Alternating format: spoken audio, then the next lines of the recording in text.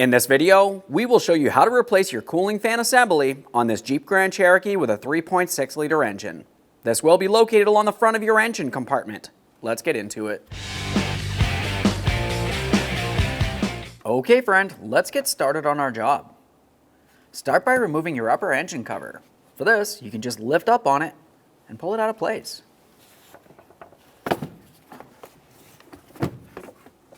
A quick inspection and we'll set this aside. Now you're going to have 3 ignition coils along this side of the engine directly under here. The other 3 are going to be underneath your plastic intake on the driver's side. Before you start removing anything else, it's important to make sure you remove as much of this debris as possible from along the top of the engine. We'll use some compressed air for this.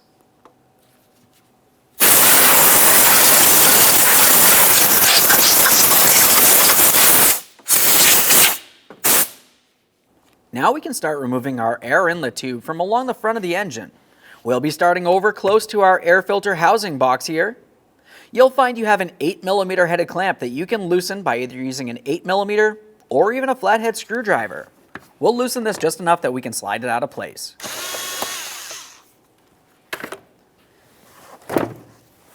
Once you've dislodged that, we're going to follow this over heading towards the engine. Let's follow the air intake now. We're going to find that you have a wiring harness that should be attached down along this area. You can see the top of it protruding up from there. You just want to go ahead and pry that out of place. Ours has already been broken, but typically you slide it out. A quick inspection. If yours is broken during the installation process, we'll just use a wire tie to hold it in place. Now we'll continue following this up this area. For this, you just want to take hold of it and you should be able to slide it towards the center of the engine, sliding it out of place from its bracket. Let's pause over here and make our way directly along the backside. You can see another wiring harness there. It has a red locking tab. To disconnect your air temp sensor, we're going to slide that red tab out of the way, squeeze in on this, and pull it out of place. A quick inspection for corrosion, of course. You can use pretty much anything as a small prying device for this. I just have a trim tool. Use a screwdriver if necessary.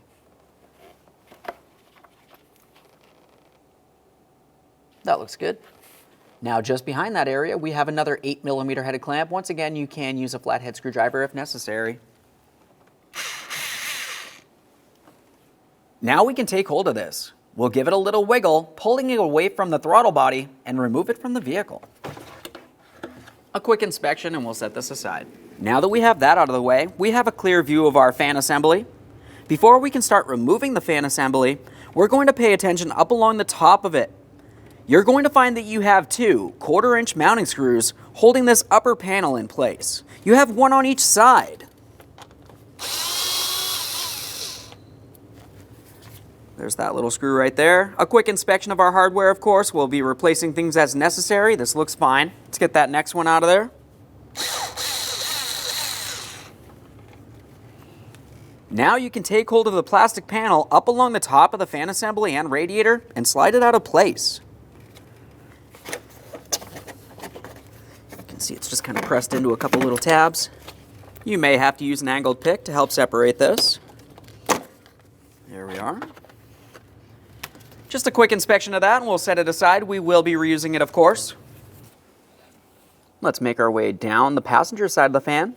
You're going to find the electrical connector. The locking tab for this is actually on the inboard side right behind it. You just want to go ahead and squeeze that in and disconnect it.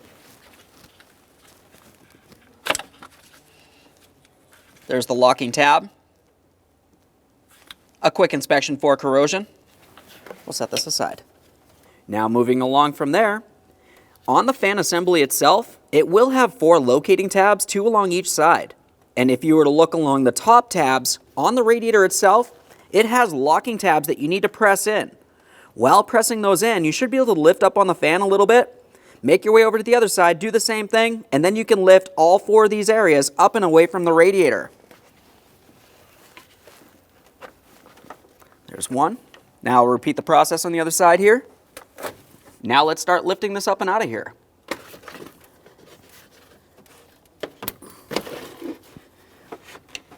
Just gonna have to flex things a little bit as necessary, of course. There it is, friend.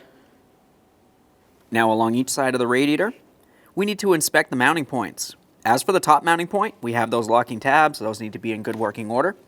Follow the radiator all the way down to the bottom. You'll have another mounting point here. This one does not have a locking tab. You just want to make sure the hooked area is still in good condition. Of course, repeat the process on the other side. After confirming the radiator is still in good, reusable condition, we can continue on with installation of our fan assembly. Okay, let's get this fan assembly in place. We'll have to flex things as necessary. Let's be extremely careful not to cause any damage on our way down. Being careful for this AC line.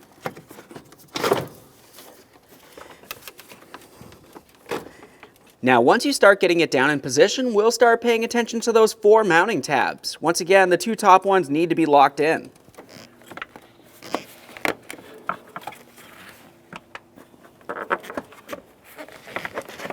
There we are. Before we press it down all the way, we need to align both sides, obviously. Confirm we're lined up. Let's press it down. Listen for an audible click from each side. Give a quick tug on each side. We're trying to lift it up and out of position, ensuring it's properly locked in place. Now that we know we're properly secured, it's time for the electrical connector. Just going to line this up, press it in.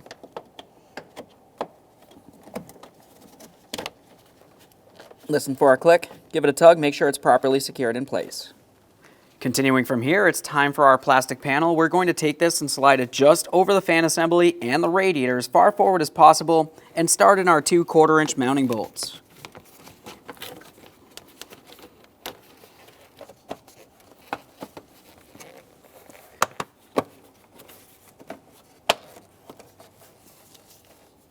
Now we can start on our mounting bolts. Snug it up. Same thing on the other side.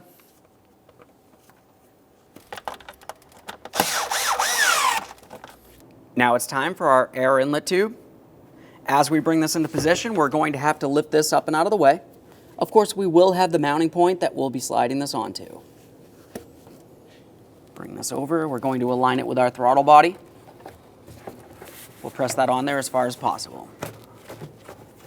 Let's make our way all the way to the far end now. We have the area where it connects onto the air filter housing. We'll press that on once again as far as possible. Tighten your 8mm headed mounting clamp. Make sure that's nice and tight. Let's move back towards the throttle body for that mounting clamp.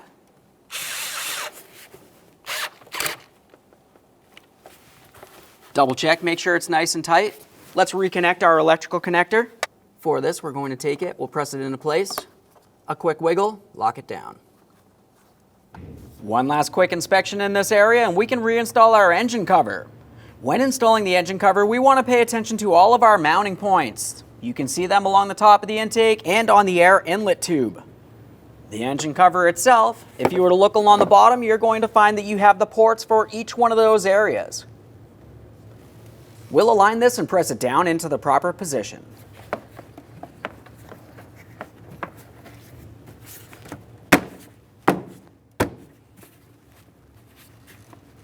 Once you feel as though you have it down, just give it a quick wiggle. You want to make sure this isn't rattling around on you while you're driving down the road. Okay, friend, we finished our installation. The next thing you need to do is hop in the passenger compartment. Start up the vehicle, let it run for a while, and wait until you hear the cooling fan turn on to ensure it's functioning properly. Once you've heard that, go ahead and close the hood and take your vehicle for a road test. Thanks for watching. When only the best will do, demand TRQ. The only company that lets you view before you do. TRQ is committed to offering the highest quality aftermarket auto parts that are engineered for peace of mind. Thanks for using and viewing with TRQ.